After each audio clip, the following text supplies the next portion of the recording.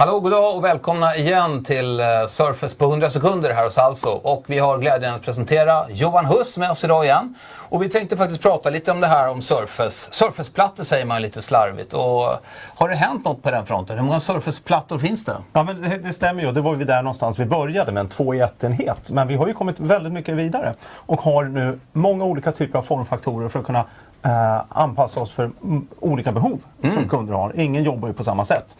Så jag har tagit med mig några stycken här. Snyggt. Som exempel. Så att ska vi visa några? Absolut. Här har vi till exempel den som är populärast i Sverige. Surface Laptop formfaktorn. Som är som en bärbar dator. Men självklart har den som alla Surface touch skärm. Den har penna, möjlighet till penna, Windows Hello-inloggning och så vidare.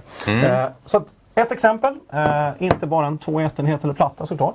Men vi tittar lite grann. Här har vi då Surface Pro-serien som är liksom där det började. En 2-i-1-enhet, man kan använda dem som en platta då. Men de flesta använder den som en bärbar dator. Och den har ju all kraft och prestanda som finns. Jag tog med en liten mindre variant av det som är Surface Go. För den som kanske behöver ha en lite smidigare enhet för att arbeta på fältet liknande. Och sen tog jag med den kanske kraftfullaste enheten vi har just nu.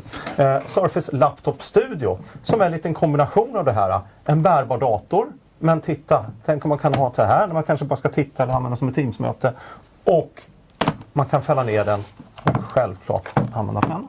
Snyggt. Tack så jättemycket Johan. Tack.